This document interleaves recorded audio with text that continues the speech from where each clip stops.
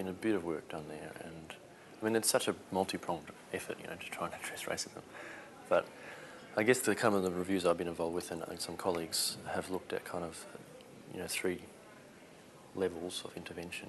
You've got the individual-based interventions, which are really about dispelling false beliefs, fostering a kind of, well, one thing that people talk about is this cognitive dissonance, trying to get this idea that, you know, a lot of people have broadly egalitarian values, and yet they still have racist views about certain groups in society. So creating a dissonance there and getting people to re-evaluate their frameworks.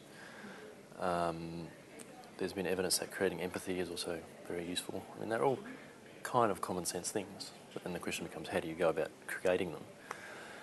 And there's the contact hypothesis, you know, Pettigrew and Allport's contact hypothesis. So the idea that under the right conditions, intergroup, interracial contact leads people to understand each other better and get along and reduces their prejudice levels. So got those ideas, and that's pretty well established.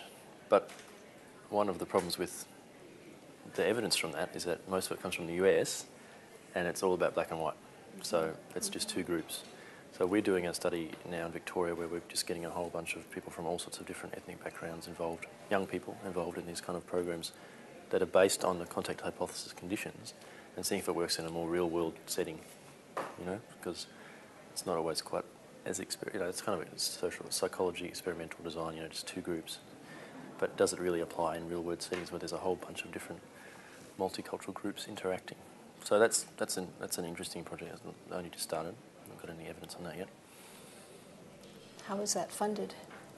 Well, it's funded through something called the Victorian Health Promotion Foundation, and it's quite a radical that it's quite a large NGO in Victoria, and one of its 5 key priority areas is now freedom from discrimination. So they've actually taken on racism and discrimination more broadly as a health determinant, and they're really a strong lobby group. So they're really getting government interest in it, and it's great to be able to be in that setting where there's someone's really actually interested in racism as a determinant of health, not just the researchers like money. us. Yeah, right, exactly.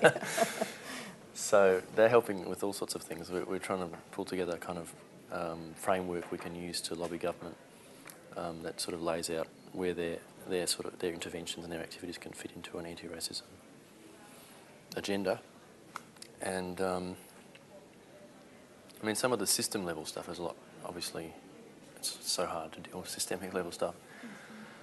But I'm interested in this idea of positive duties, you know, the sort of stuff that they have in the UK following the kind of Macpherson inquiry. They instigated this idea that, but in legislation, so we're talking about legislation, and you know, we all have anti-discrimination legislation in various countries, but most of it is kind of complaints-based and, you know, not very proactive. But these positive duties are about, placing a duty on organisations, usually public sector organisations, to actually use their statistics to look at disparate impact on different groups, report on that, monitor, and have plans to address it. And that's what they have in the UK, and that's what it looks like might happen in Victoria as well, this kind of idea of putting the onus back on the organisational level of society to do something about disparities, racial disparities. And looking at the implications of even unconscious forces. Yeah, and all that stuff is all, you know, implicit and unconscious. And, you know, there has been that recent work on kind of unconscious racism, you know, the implicit attitudes and implicit associations. Black, white. The faces and Yeah. We use that in teaching. It's really quite, I think it's quite useful for students to think about that sort of stuff. And there has been a recent article by Green et al. Looking at what they found was that these implicit associations, I think they're called these days, seem to impact on the kind of care that clinicians would recommend for black and white patients. So they have a real effect. It was from the US, a US study. So I guess we're thinking about ways of looking at unconscious racism and getting people to be aware of it, I guess, as well as another strategy. So we have a little bit of funding from the local Australian research councils to look at this stuff, but it's all early days. And it seems to me that there's really not a lot around. There's not a huge body of research on anti-racism and what works, as far as we can tell.